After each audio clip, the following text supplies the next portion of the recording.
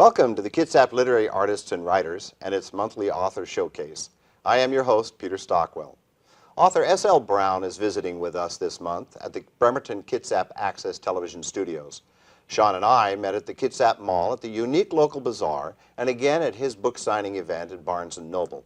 Sean wrote an inspiring book about his random thoughts about the world. Welcome to our broadcast for the Kitsap Literary Artists and Writers. Thank you, sir. It's a pleasure to be here. Just a Thought is a unique book, a look into your mind. As you stated on your Amazon page, each of us is unique. Tell us about the germination of this fascinating book, because I really did enjoy it. Well, I appreciate that you read it. It's really interesting for me. My book didn't start out as a book. In fact, I was actually, as a U.S. Navy man, I was stationed in Afghanistan back in 2010. I found I was saying the same things. I was kind of mentoring a couple people, and I started to notice I was saying the same things often. And so what I started doing was I started writing what I call Sean's Thoughts. And so it started off as just a random internet post, Sean's Thoughts, and they carried on over the course of a year. No one liked it, no one commented, no one said anything. And I was like, okay, I'm gonna stop. I got like 10 private messages from people saying they just logged on to... Where's your next thought? Yeah, they were saying they logged on just to see what I wrote. And it kind of humbled me a little bit, and it made me think, oh, well, maybe there is something in what I'm saying. It wasn't just a cat meme or something like that. After a couple years, I was getting all that conversation of, you need to put this in a book, you need to put this in a book. So it didn't start out as a book. It just started out as my random thoughts, as you said earlier, on the world. And people liked it. And because you didn't hear back from them didn't mean they weren't listening or reading. Yes. It meant that they were enjoying what they were doing. Now, one of the other things I'd do as a random thought, I would like to introduce this young lady who's next to you. I was wondering if we were going to do that. Well, we are going to do that. Okay. You'd like to introduce her. And you are April Emerson. Yes, I am. And you are his collaborator. Yes, I am, Peter. Friend, mentor, mentor? No, No, just collaborator. And you fit into this book because you've helped him coordinate it to make it work. Yes. In fact, we met because Sean's a fitness instructor, and I teach at a local high school. When the end of the school year was coming around, I felt... It really is okay if you mention it. Oh, our high school? South Kitsap. South Kitsap High School Wolves. Yes. Go Wolves. So when Sean and I met at our fitness, at the gym where he teaches and I'm a member, one day we just started talking about his writing. It just happened to be a random conversation, and he said, well, you're an English teacher, and the thought kind of stewed a little bit with him. He didn't share this with me yet, but then one day he said, hey, you know what? I've been thinking about that. He shared that story that he just told you, and he said, would you help me do this? And I thought for a moment, and I thought, you know what? Let's do this. Let's try it. And that's how it came to be. And a star was born. And a star was born. Small star, but it was a small star.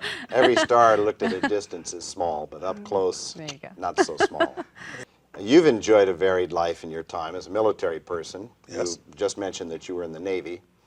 April said you're a fitness instructor. And what's this acting that you did?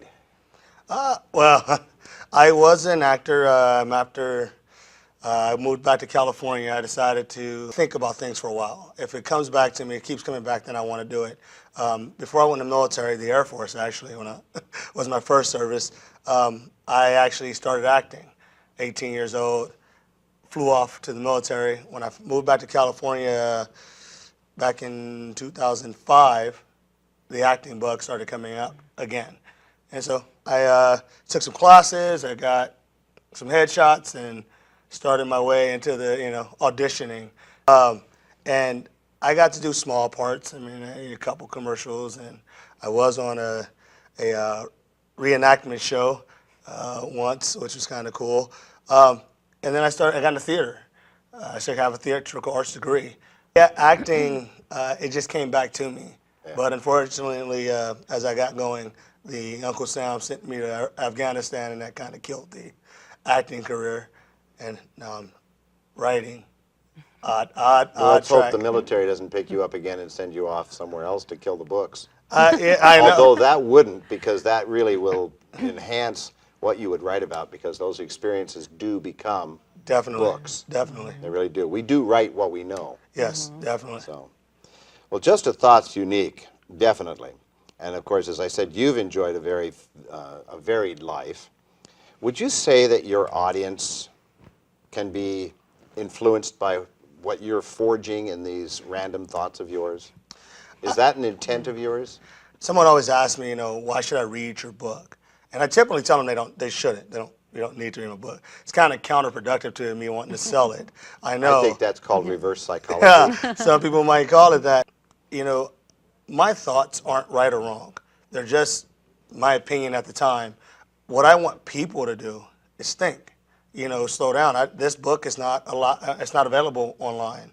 You can get it online, but it's a hard copy only, because I want people to actually stop, make a conscious decision to look at it and to read one passage or what have you, or multiple, and to think and talk.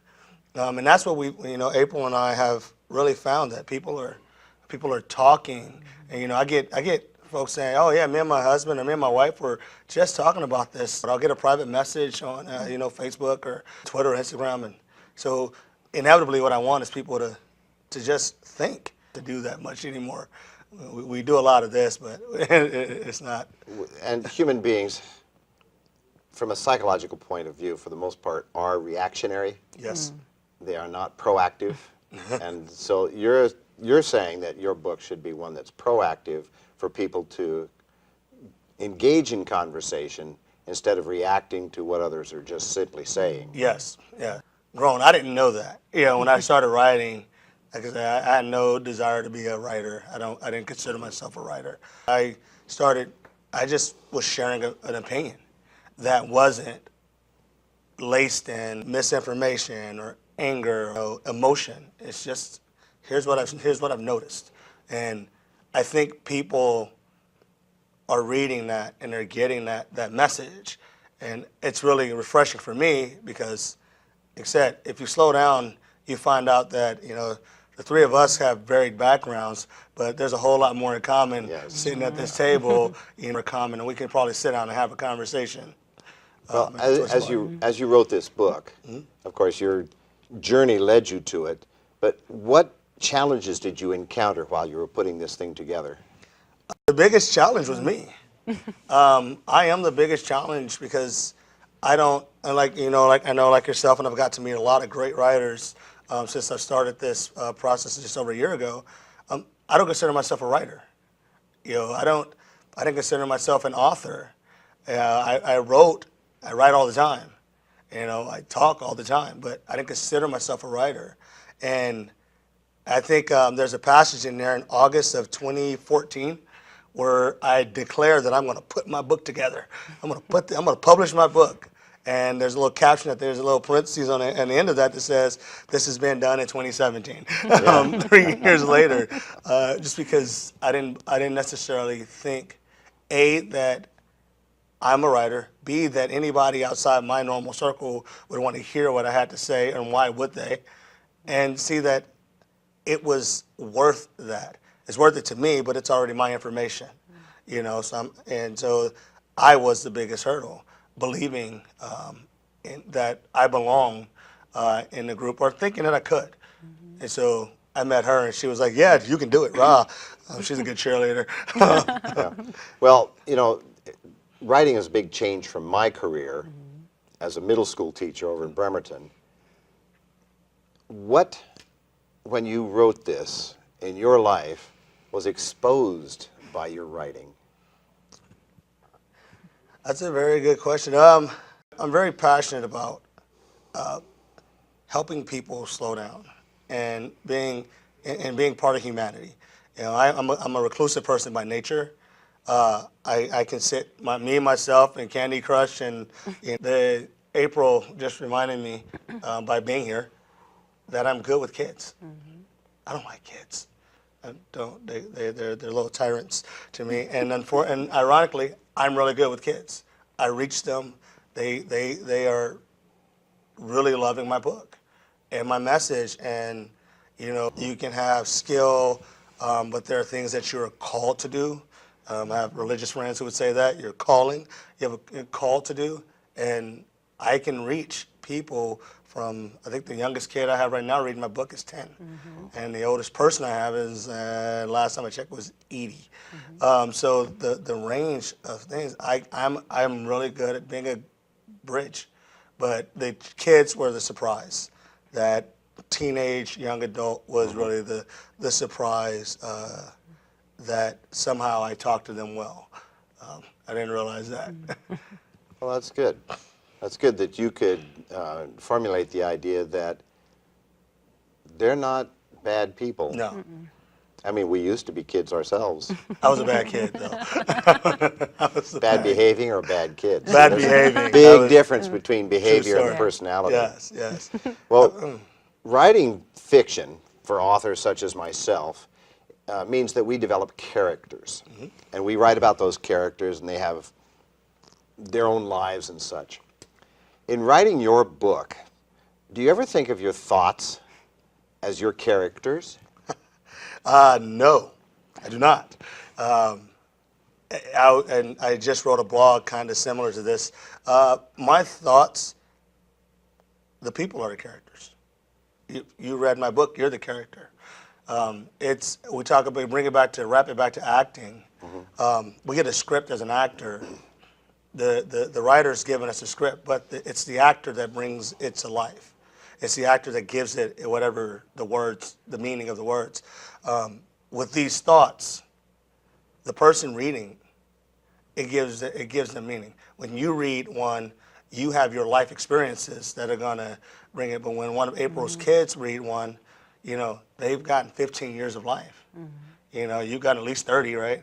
Years of life, of experience. Yeah, you know, 35 is max. But so the person, you know, that's who my character is. You know, and when we talk, they bring a different life. You know, April read this book. She had to read line by line. Me and her got to talk each one, and her experiences growing up changed some. She took them in a different direction than I was thinking at the time. And so those are my, you know, the people reading would be my character. Well, April, I'm going to pick on you for a little while Okay. because you are definitely a person who's played a role in the building of this book. Okay. And we got the idea that you got involved because you guys met at the fitness center, and he was talking about, I've got all these random thoughts, and you said, make a great book. So what did it mean to you to meet this guy and know that there was a book hiding in him? Well, I'll make one correction. All It right. wasn't my suggestion for him to make a book. That actually came a lot earlier. He shared with me that people had told him that. But what I did recognize in just talking with him initially is I thought, you know, sometimes when we meet someone, we don't see the depth until we do start to have the conversations that Sean was talking about. And so we would talk for a long time, and I thought, you know what, this person has something to say. And like he just said, you know, he doesn't have this affinity to hang out with the young people. But as we're talking, I'm thinking, you know, these are the types of things that I knew my students were struggling with. I knew I had questions about. And so to be able to help him put it in a form that we could share it with a variety of people, you know, it was a little selfish because when I hear it, I think about my students, or I think about my family, and I thought, wow, you know, they need to hear this too. And Well, so then- that really is what drove me And then to say yes. because of that, you actually have taken this book into the classroom. I have. You are using it with your students. I Tell us have. about that. Actually, if I can just back up one step, I didn't initially think that what he was doing was going to go to my students, even though I saw it. I could see myself pulling out some of the things that we were talking about and using them as journal entries or, you know, stimulus for writing. I really didn't think about bringing the book in until about a week after we published the book. Actually, it was a couple weeks because we had gotten the book on Mother's Day. You'll have to tell Don't that you love story at opening some that point. box? Mother's Day, yeah. So of course, you know, I get a few copies, and I give one to my sister and my mom and my dad, who live in Las Vegas. Never have met Sean, by the way, to this My day. favorite. To this day. And about a week after I sent it to my mom, I get this phone call from my mom, and she's crying. She said, "Your friend made me cry." And I said, okay, so I haven't lived in Las Vegas for years. And I said, well, I don't know which friend of mine in Las Vegas would make you cry, but I'm hoping that they didn't tell you something I had done when I was younger. So I was trying to keep that, keep everything pristine with Mom. She said, no, your friend Sean. And I said, what are you talking about? She said, I carry his book everywhere I go. And there are things in there that have made me think about stories in my life that she said I never shared with you kids, ever. And so that whole experience with her, so she and I talk every week now. We talk about the book, we talk about her stories, and we talk about things that I believe were prompted by this book, but may now have gone, kind of moved away from some of the passages. But listening to her and knowing my experience going through passage by passage and seeing the realizations, kind of the revelations of myself, I thought, these kiddos, my kids, my students, need this. And so now this year, I'm actually piloting this book in my class for reluctant readers, because those kids are telling me, you're giving me books that don't speak to me. You know, not me specifically, but they're English teachers. Right. And I thought, you know what, let's give it a try. Because I saw that there were things that were making me think and making my mom think, and seeing him with students impromptu, like book signings and so on, I thought, let's try it. And so right now I'm piloting that with my reading seminar class as a supplementary reading to what they're studying. And the reactions that I'm getting and the stories that they're telling and the kind of the experiment in their thought, I think this, but I didn't know this, and this reminds me of, and all the connections that I wish I could get them to make with the literature. And Sean and I actually talked about this recently, that is the bridge to the literature. Mm-hmm. This isn't an isolated experience for them. They now know that happens in books, and now they can transfer that into what we as teachers think is, canonical literature, the literature that we're supposed to be doling out to them. So I really think that this book is going to be a powerful bridge for some of these kids, for a lot of them. Do you go in the classroom?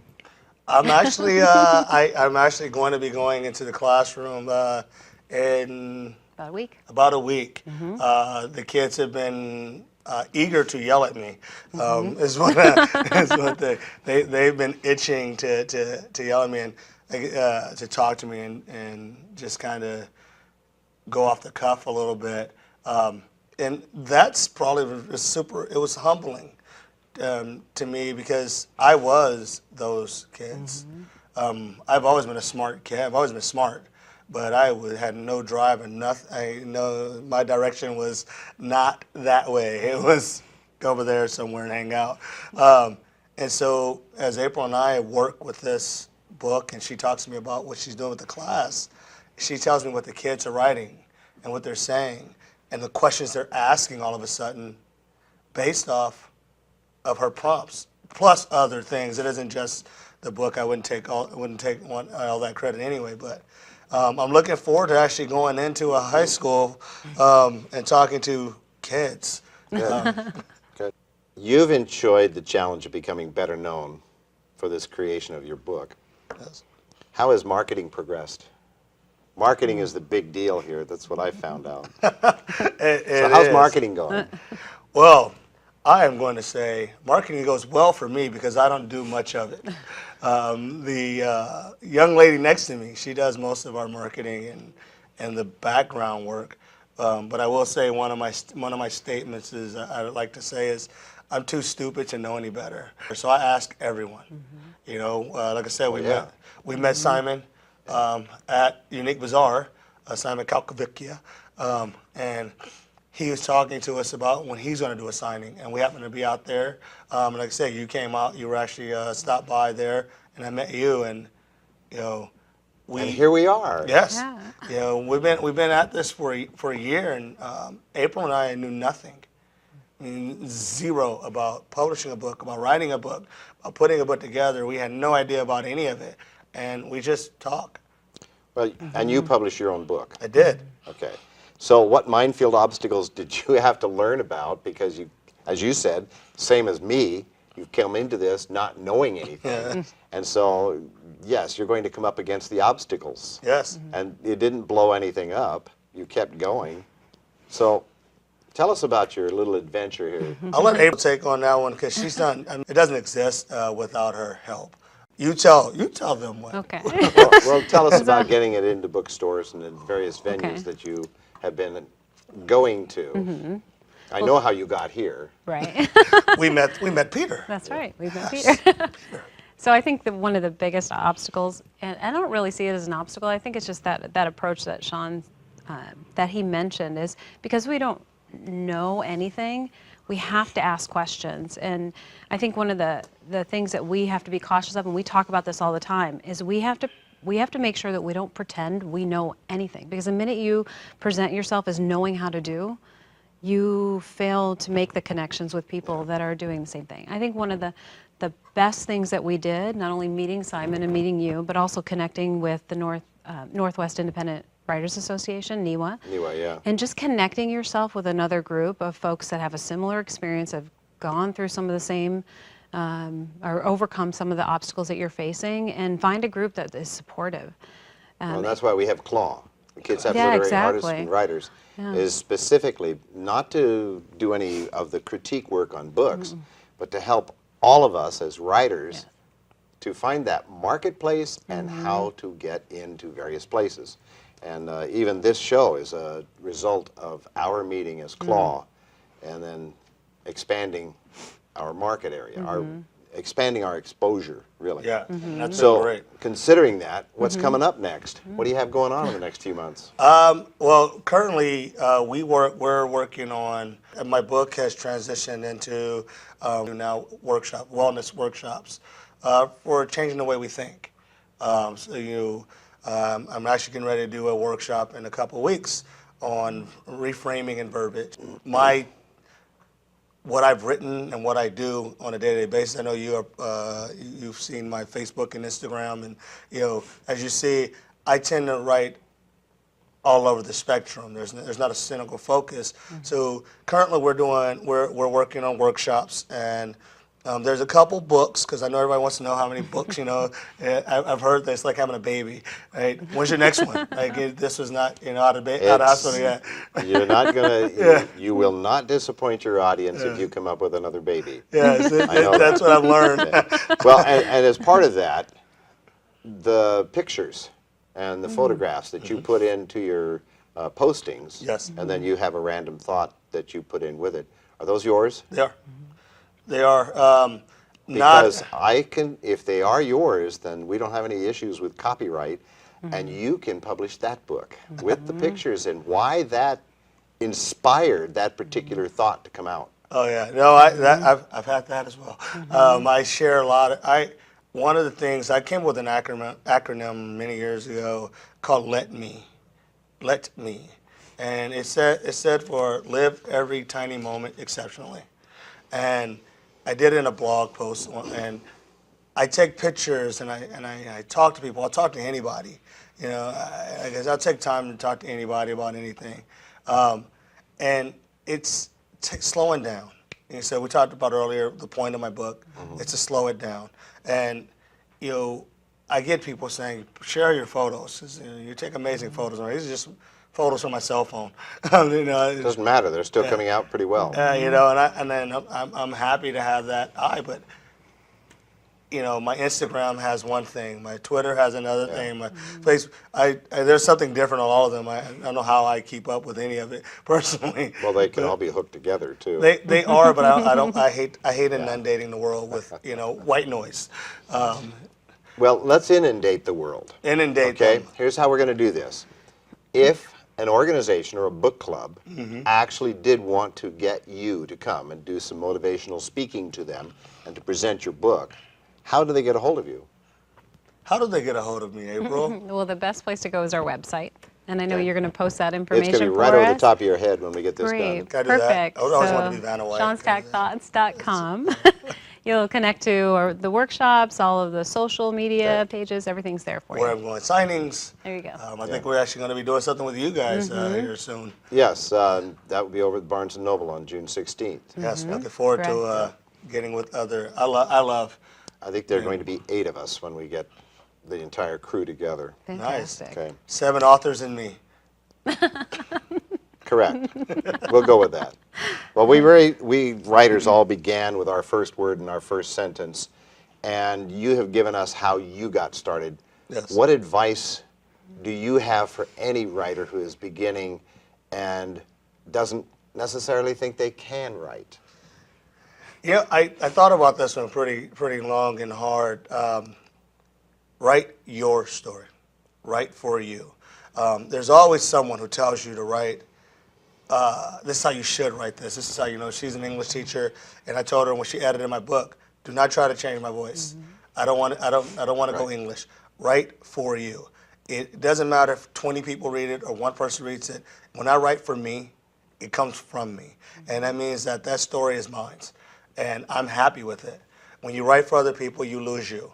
When you write for the money, you write for the story, you write for it, you lose. So tell your story and write for you. Well, I would like to thank you, Sean and April, for coming to do this. You have added to our literary world, and so this recording is another big step in that.